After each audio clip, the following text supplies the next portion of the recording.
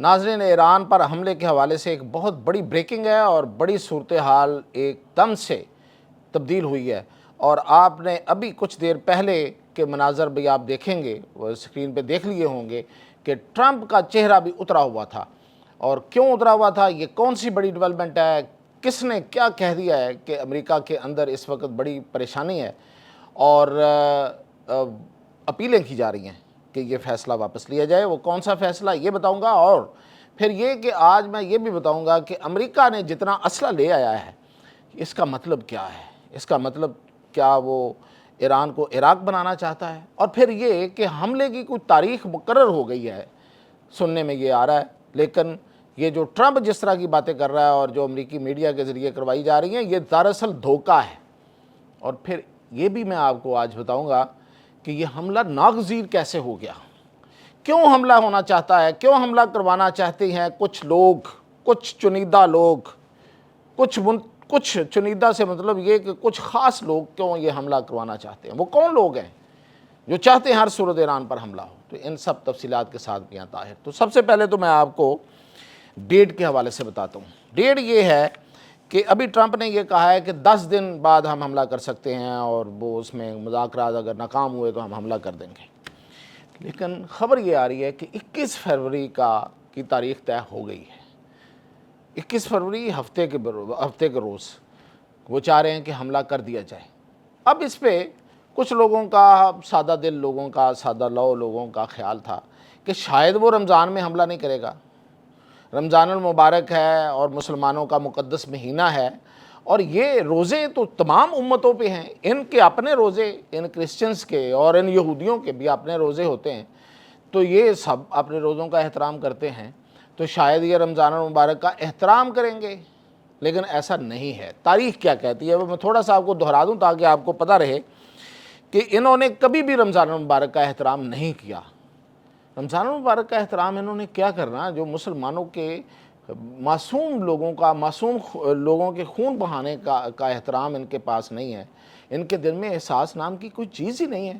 یہ تو سارے کے سارے درندے ہیں، اور یہ صرف اور صرف اپنے مفادات کو اور وقتی مفادات کو سامنے رکھ کے یہ سارا کچھ کرتے ہیں۔ اب میں آپ کو بتا رہا ہوں کہ رمضان المبارک ہی تھا 2003 میں، مارچ 2003 میں، آپ کو یاد ہوگا جب امریکہ اور اس کے اتحادیوں نے عراق پر حملہ کیا تھا۔ اور پھر رمضان المبارک ہی تھا جب صدام حسین کی گرفتاری ہوئی تھی، اور رمضان المبارک ہی تھا جب لیبیا کے کرنل معمر قذافی کو قتل کیا گیا تھا، امریکیوں نے قتل کیا تھا، اس کو مارا تھا۔ اور افغانستان پر 3 حملے 2001، 2010 اور 2011 میں رمضان المبارک میں کیے گئے۔ اور یہی نہیں ہے بلکہ شام، یمن پر فوجی کارروائیاں یہ رمضان المبارک پر کے ہوتے ہوئے کرتے رہے، اور اب یہ ایران پر بھی انہوں نے رمضان المبارک کو ہی چنا ہے۔ تو یہ روزہ داروں کو، اللہ کے پیاروں کو، اللہ کے قریب لوگوں کو نشانہ بناتے ہیں۔ ان پہ اللہ کا عذاب تو آئے گا، اور آ بھی رہا ہے، یہ نہیں ہے کہ آ نہیں رہا، آ بھی رہا ہے، لیکن یہ ہے کہ یہ ابھی تک تو غالب ہیں، لیکن آخر میں تو اللہ کی ذات ہی غالبانی ہے۔ اب میں ان کے غالب ہونے کی کہانی میں آپ کو جو بتانے جا رہا ہوں وہ یہ ہے کہ یہ جتنا بڑا اسلحہ اس وقت جمع کر رہے ہیں اس کا آپ اندازہ اس سے کر لیں کہ امریکہ نے اب تک اس علاقے میں، مڈل ایسٹ میں، اپنا اسلحہ لانے کے لیے 193 ملٹری کارگو کی فلائٹس کی ہیں۔ اس کے ملٹری کارگو جہاز، بڑے جہاز جو ہوتے ہیں جس میں ملٹری کا ساز و سامان اور طیارے اور میزائل اور ڈرونز آتے ہیں، لاد کے یہ لاتے ہیں، اس 193 فلائٹس لی ہیں۔ تو کتنا اسلحہ لے کے آیا ہے، اور جو وہ کتنا اسلحہ ہے اس کی تھوڑی سی جھلک آپ کو میں بتاتا ہوں۔ وہ یہ ہے کہ اس نے اس علاقے میں، مشرق وسطیٰ میں 150 کارگو جہاز اس کے آئے ہیں، مختلف بیسز پہ اترے ہیں، اور اس میں سب میرینز یعنی کہ آبدوزیں، جدید آبدوزیں ہیں جو سمندر میں انہوں نے پہنچائی ہیں۔ تھارڈ سسٹم جو ایئر ڈیفنس سسٹم وہ لگا دیے ہیں، وہ ان کے ذریعے آئے ہیں۔ یو ایس فورڈ بحری بیڑا آیا ہے، U S S Abraham Lincoln بحری بیڑا آیا ہے، F-35 جدید ترین طیارے، F-15 جدید ترین طیارے، لڑاکا طیارے، میزائل لانچرز، ڈرونز، جاسوس طیارے، B-52 اور B-2 آپ کو پتہ یہ وہ طیارے ہیں جو دنیا کے سب سے بڑے ہیوی اور تباہی پھیلانے والے بم جو ہیں وہ پھینکتے ہیں، اور انہوں نے پچھلی دفعہ ایران پر پھینکے بھی تھے نتنز اور اصفہان کے علاقوں میں. کہتے ہیں ہم نے بڑی تباہی کی تھی، لیکن بعد میں پتہ چلا کہ وہاں وہ تباہی نہیں ہوئی جو یہ کہہ رہے تھے. بہرحال اتنی زیادہ تباہی کا سامان انہوں نے، تو اس کا مطلب یہ ہے کہ یہ عراق کی صورتحال پیدا کرنا چاہ رہے ہیں، عراق کی طرح ایران کو ادھیڑ کے رکھ دینا چاہتے ہیں. اور آپ دیکھیں کہ عراق جو کتنا طاقتور ملک تھا، کتنا امیر ملک تھا، کتنے خوشحال لوگ تھے، کتنے مخیر لوگ تھے، آج کیا حالت ہے ان کی، آج کہاں پہ وہ کھڑے ہیں. پورا ملک جو ہے جنگ زدہ ہے، وہاں پہ آج تک کوئی سٹیبل حکومت نہیں بن سکی، لوگ اپنے وسائل سے اب تک فائدہ نہیں اٹھا سکے، اور اب وہاں غربت کا بسیرا ہے. تو یہ حالت یہ کر دیتے ہیں، اور یہ ایران کے ساتھ بھی کرنا چاہتے ہیں. لیکن اب وہاں پہ جو امید ہے اور جس سے ان کو خوف ہے وہ ہے رشیا کا اور چین کا. ابھی جو اطلاع آئی ہے وہ یہ ہے کہ رشیا کا جو ڈومز ڈے ایئر کرافٹ وہ وہاں پہنچ گیا ہے، اور ڈومز ڈے جو ہے یہ دو ملکوں کے پاس ہے، روس یا امریکہ کے پاس. اس کا مطلب یہ ہوتا ہے کہ کچھ بڑا ہونے والا ہے جب یہ موو کرتا ہے، جب آتا ہے. اس میں بہت سا سامان ہوتا ہے جو بیسیکلی سارا ایک کنٹرول روم آپ کہیں کہ وہ جنگ کا ہوتا ہے، اور جس سے پوری جنگ جو ہے وہ لڑی جاتی ہے. تو یہ اس وقت دیکھا گیا ہے کہ ایران میں موجود ہے.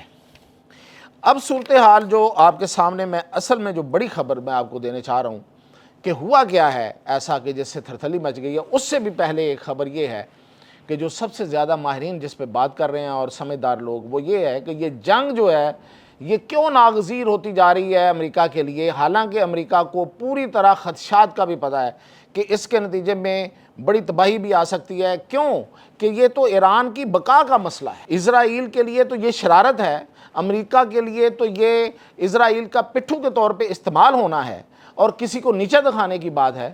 لیکن ایران کے لیے تو یہ سروائیول کی جنگ ہے، اس کی تو بقا کا مسئلہ ہے. تو وہ تو آخری اپنے ہتھیار تک، آخری سانس تک، آخری فوجی تک وہ لڑے گا.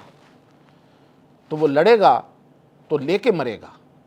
تو جن کو لے کے مرے گا ان کو اندازہ نہیں ہے اس بات کا. ابھی ایک امریکی ماہر کا میں تجزیہ سن رہا تھا، اس نے کہا کہ 12 دن کی جنگ میں اسرائیل کا 6% حصہ تباہ ہوا ہے، تباہ مکمل. تو وہ کہتا ہے کہ اگر یہ جنگ جو ہے دوبارہ شروع ہوتی ہے اور یہ 1 مہینہ لے جائے گی، بڑا بھی یہ زور لگائیں گے تو پھر بھی 1 مہینے تک یہ لے جائے گی، تو پھر اسرائیل کی تباہی تو پھر ہے ہی ہے اس میں.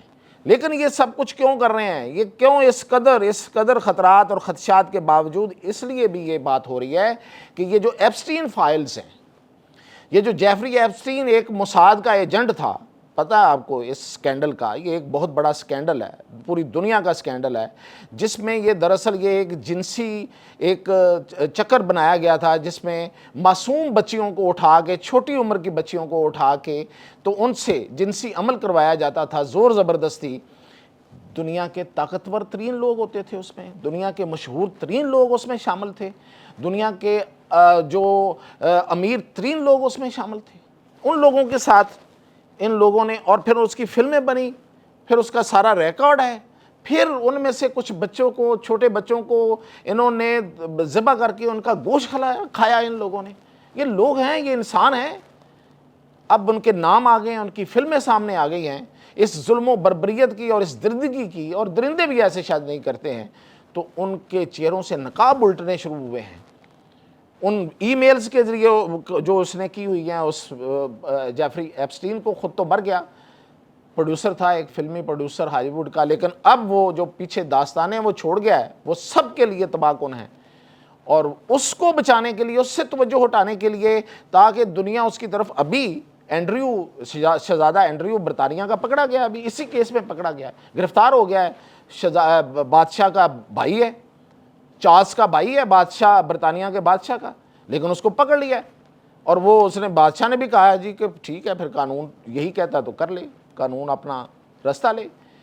تو یہ سب کچھ، یہ چہروں سے یہ نقاب، یہ ٹرمپ اس میں شامل ہے، اترنے والے ہیں. اس لیے بھی یہ اشرافیہ، دنیا کی اشرافیہ، دنیا کی ایلیٹ جو ہے وہ اس میں ملوث ہے. وہ یہ چاہتی ہے کہ یہ جنگ ہو تاکہ توجہ ہٹے، کیونکہ اس وقت پوری دنیا اس کیس پہ.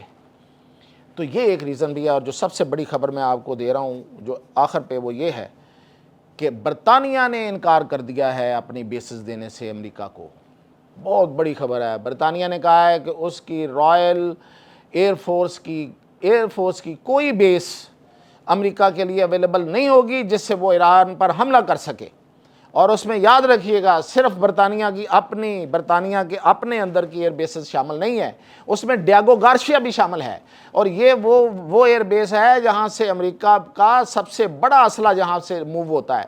B-2 اور B-52 اڑتے ہی وہاں سے، پچھلی دفعہ بھی وہاں سے اڑ کے اس نے حملہ کیا تھا۔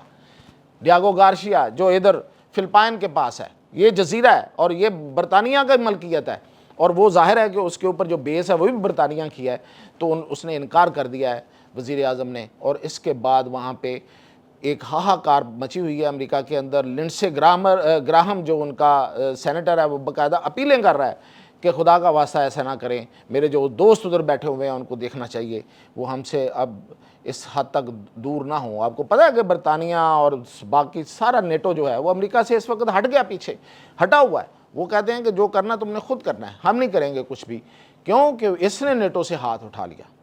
لیکن برطانیہ نے تو 2 قدم آگے جا کے اپنے ایئر بیسز دینے، کیونکہ برطانیہ ہمیشہ نیٹو میں بھی سب سے آگے، دوسرے نمبر پہ برطانیہ ہی ہوتا تھا امریکہ کے ساتھ، امریکہ کے کندھے سے کندھا ملا کے۔ جب عراق پر حملہ ہوا، جب لیبیا پہ حملہ ہوا، جب افغانستان پہ حملہ ہوا، تو یہ برطانیہ ساتھ ساتھ ہوتا تھا، قدم سے قدم ملا کے یہ سارا ظلم و بربریت کرتے تھے۔ لیکن اب وہ پیچھے ہے۔ یہ بہت بڑی خبر ہے، اور اس سے پوری گیم کا پانسا بھی پلٹ سکتا ہے۔ اس پر اور باقی اوورال باقی جو تفصیلات ہوں گی میں ان کے ساتھ آپ کو اپڈیٹ کرتا رہوں گا۔ اجازت دیجیے۔